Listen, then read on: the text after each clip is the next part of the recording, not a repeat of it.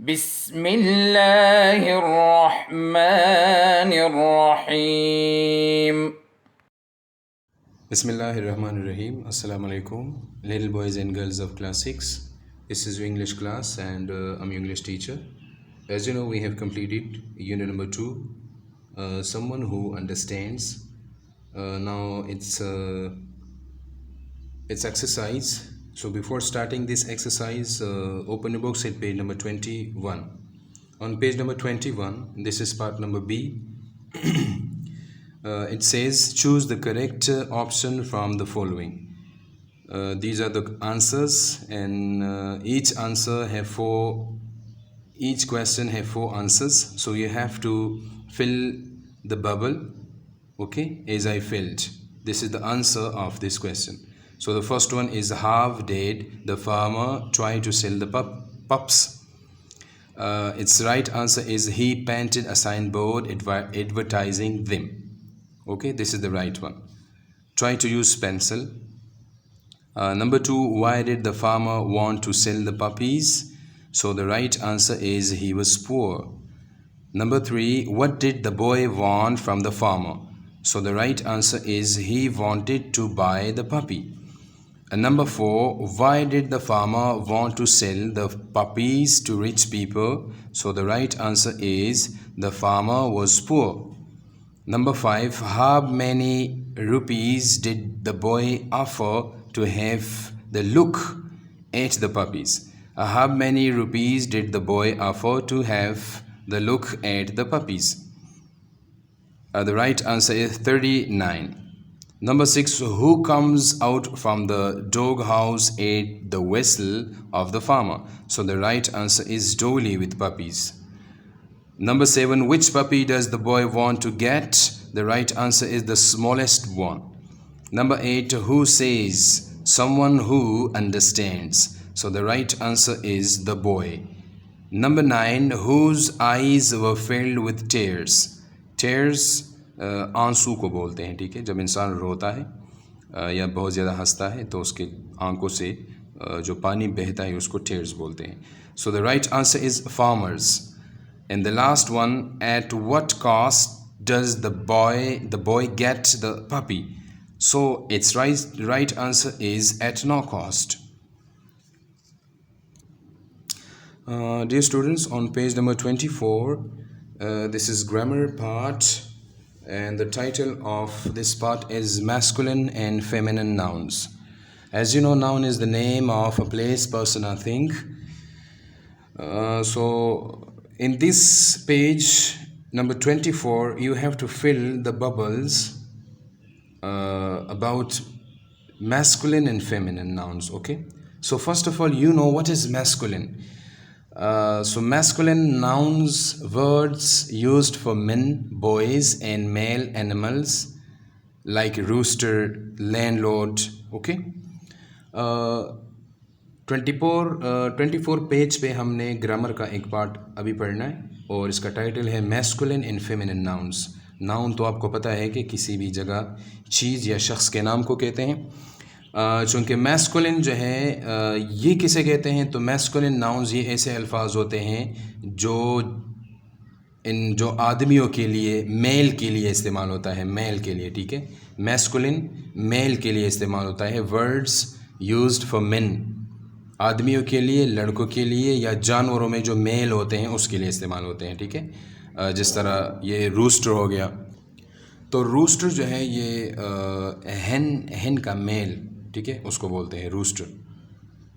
दूसरा जो है वो है feminine nouns. So words used for women, girls and female animals like hen, landlady, ठीक है. ये फेमिनिन जो है ये F से आपने पहचानना है. मिसाल, मैस्कुलिन ऐसे अल्फाज होते हैं जो मेल के लिए इस्तेमाल होते हैं, जिससे जानवरों या इंसानों में मेल जो है वो उसका पता चले, और फेमिनिन F फीमेल से ज़ाहिर होते हैं. तो फेमिनिन ऐसे अल्फाज होते हैं, ऐसे नाउन्स होते हैं जिससे इंसानों में फ़ीमेल और जानवरों में फ़ीमेल का पता चले, ठीक है, उसको फेमिनिन बोलते हैं. और तीसरा है कॉमन जेंडर. कॉमन जेंडर जो है, many nouns are use for both males and females.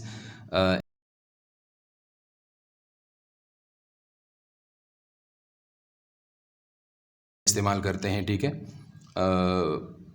मतलब बहुत ज़्यादा का मतलब ये है कि मेल और फीमेल दोनों के लिए हम एक नाम जो है वो यूज़ करते हैं, तो उसको कॉमन जेंडर बोलते हैं, ठीक है। जैसे कि पेरेंट्स हो गए, तो माँ और बाप दोनों के लिए हम पेरेंट्स का जो वर्ड है ये इस्तेमाल करते हैं। इसके अलावा डॉक्टर जो है, मेल फीमेल दोनों को हम डॉक्टर बोलते हैं। तो ऐसे अल्फाज जिससे मेल फीमेल दोनों का पता चले, दोनों ज़ाहिर हों, उसको कॉमन जेंडर बोलते हैं।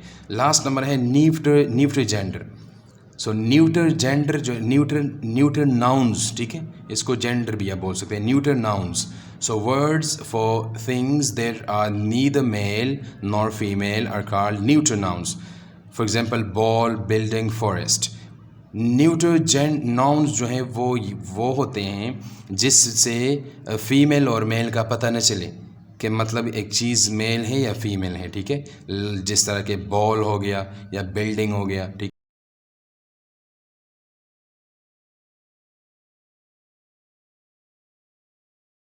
हम जो हमें जानवरों और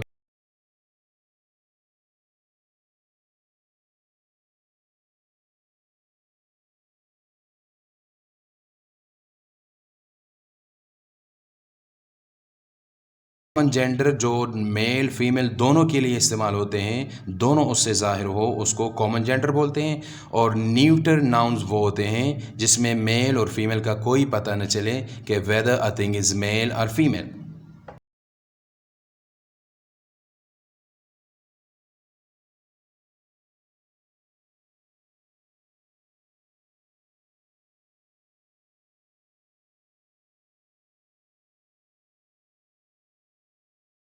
जो आपको दिया है उसको फिल करें।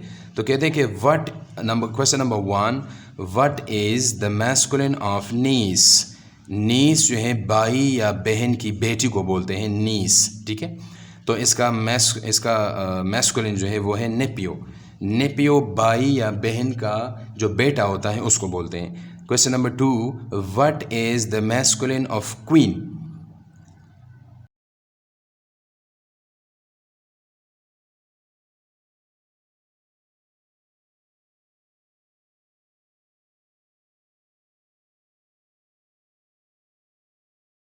The right answer. Number 4, what is the feminine of husband? So the right answer is wife. Wife is the feminine of husband. Number 5, what is the masculine of bride? Bride जो है masculine of bride. दुल्हा है bridegroom. This is the right answer. दुल्हा, दुल्हन. Number 6, what is the feminine of tiger? So the feminine of tiger is tigress. Number 7, what is the masculine of calf? So the right answer is bull. Number 8, what is the masculine of madam? So the right answer is sir. The right answer is sir. Okay, so masculine sir, this is the right answer for madam. Okay.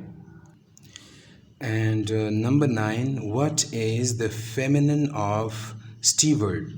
Steward ये noun है, ठीक है। ये निगरान खादिम जो होता है, जो निगरान होता है किसी भी चीज़ का, जिसकी ज़िम्मेदारी होती है, मिसाल फूड सप्लाई करने के लिए या मिसाल कोई और ज़िम्मेदारी उसकी हो, तो उसको हम बोलते हैं स्टीवर्ड, ठीक है। स्टीवर्ड, इसका फेमिनिन है स्टीवर्डिस। स्टीवर्डिस ये इसका फेमिनिन है। स्टीवर्ड किसे कहते हैं? ये एक खादिम को बोलते हैं जो किसी भी चीज़ का निगरान हो, निगरान खादिम, और ये है निगरान खादमा। Number 10, what is the feminine of uncle? So this is the easy one. So auntie is the feminine of uncle. Dear students, on page number 25, this is part number B, and it says that make a table in your notebook with the headings of masculine, feminine, common, gender and neuter, and write each word in the box under its correct heading. प्यारे बच्चों, page number 25 पे आपको part number B में कहते हैं कि नीचे ये जो टेबल आपको दिए हैं, इसमें से मैस्कुलिन, फेमिनिन, कॉमन और न्यूटर जो है वो जम्बल्स दिए गए हैं, मतलब मिक्स दिए गए हैं। आपने इस तरह करना है कि आपने इसका एक टेबल बनाना है एक टेबल के फर्स्ट स्टार्ट में आपने लिखना है मैस्कुलिन, उसके बाद फिर थोड़ा सा स्पेस देना है, फिर लिखना है फेमिनिन, फिर स्पेस देना है, फिर उसके बाद लिखना है कॉमन जेंडर, फिर स्पेस देना है और फिर वहाँ पे लिखना है न्यूट्रल नाउन्स। प्यारे बच्चों, फिर इस लिस्ट में सर्च करना है, ठीक है, कि मैस्कुलिन वो नाउन्स जो जानवरों और इंसानों में मेल को ज़ाहिर करते हैं तो वो मैस्कुलिन के नीचे लिखने हैं, ठीक है। और जो फेमिनिन नाउन लिखा है तो जो जानवरों और इंसानों में फीमेल्स को ज़ाहिर करते हैं तो वो सारे लफ्ज़ जो हैं वो नाउन्स वो फेमिनिन के नीचे लिखने हैं। कॉमन जेंडर ऐसे नाउन्स जो फीमेल और मेल दोनों के लिए हम इस्तेमाल करते हैं। मिसाल के तौर पर ये पेरेंट्स हो गया, ठीक है, या मिसाल के तौर पर टीचर हो गया। तो ऐसे अल्फाज को आपने कॉमन के नीचे लिखना है। और न्यूट्रल नाउन्स वो होते हैं जो न मेल का पता चलता है उसमें, न उसमें फ़ीमेल का पता चलता है। तो ऐसे नाउन्स जिसमें मेल फीमेल दोनों का कोई पता नहीं चलता, मिसाल के तौर पर मेज़ हो गया या कमरा हो गया या बिल्डिंग हो गई या दरवाज़ा हो गया, तो उसको आपने न्यूट्रल नाउन के नीचे लिखना है। मैंने आपके लिए एक चार्ट जो है वो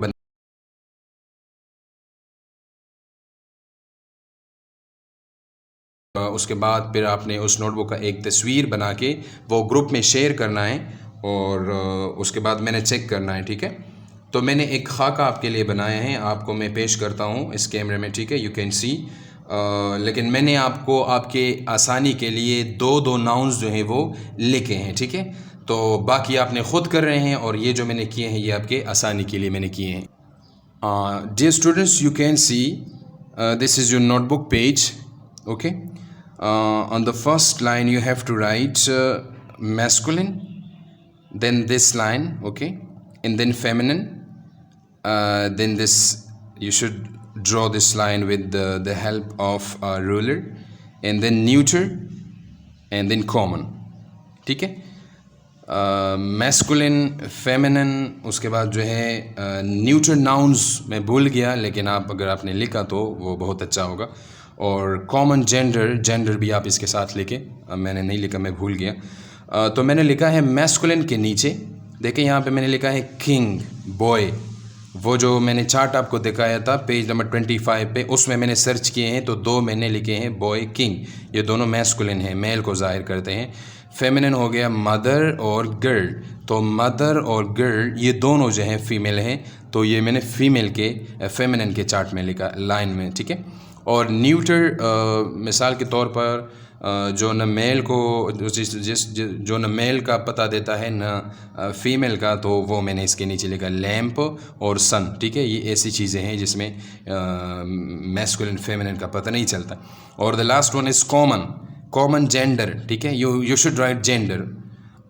तो कॉमन जो है टीचर और डांसर, दोनों को हम मेल फीमेल दोनों को हम टीचर और डांसर बोलते हैं। तो आप इसके बाद बाकी लिख लें, उसका पिक्चर बनाएं और वो ग्रुप में शेयर करें चेक करने के लिए। Dear students, on page number 25, this is another topic, and the title of this topic is animate and inanimate nouns.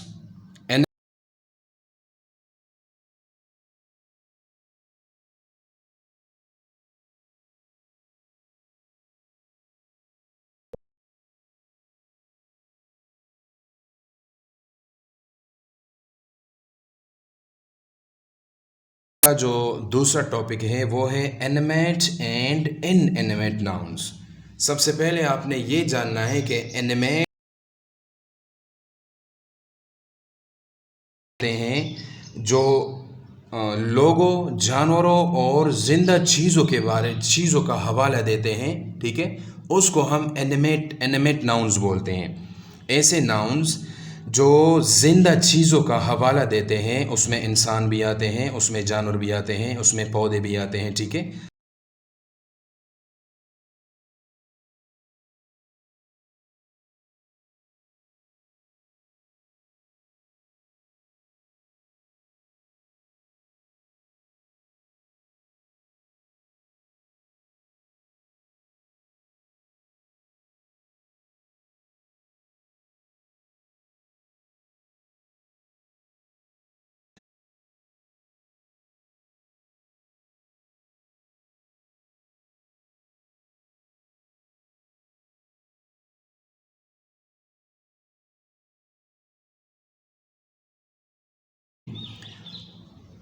is an inanimate noun since he is a human and alive. इंसान है और वो जिंदा है. Similarly, book is a non-living thing. Thus, it is an inanimate noun.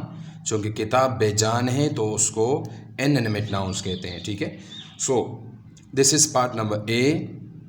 Choose the correct animate and inanimate nouns in the following sentences. So, number 1, which of the following is an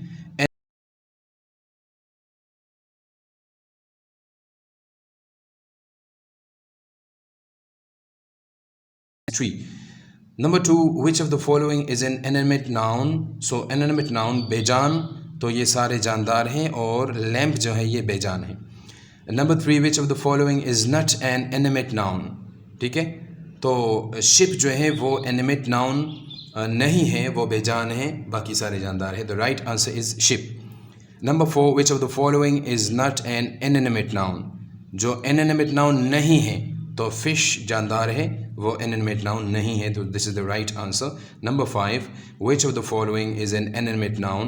इसमें जानदार कौन सा है? तो इस चारों में right answer वो रैबिट है. रैबिट जानदार है, इसलिए इसको हम inanimate noun बोलते हैं.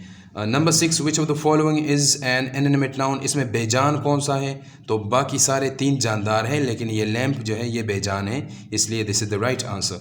Number 7, which of the following is not an inanimate noun?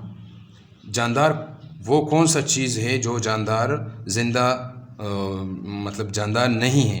तो ये स्पून है. ठीक है. Number 8, which of the following is not an inanimate noun? तो एलिफेंट जो है, एलिफेंट ये बेजान नहीं है बल्कि ये जानदार है. सो this is the right answer. Which of the following is an inanimate noun? तो मैन जो है, this is the right answer, बाकी सारे बेजान हैं. Number last, which of the following is an inanimate noun? तो इनएनिमेट नाउन जो है वो एप्पल है, बाकी सारे जानदार हैं. Dear students, I hope you enjoyed today's lesson. Keep watching our videos and stay happy and healthy up to next lecture. اللهم انفعنا بما علمتنا وعلمنا ما ينفعنا وزدنا علما.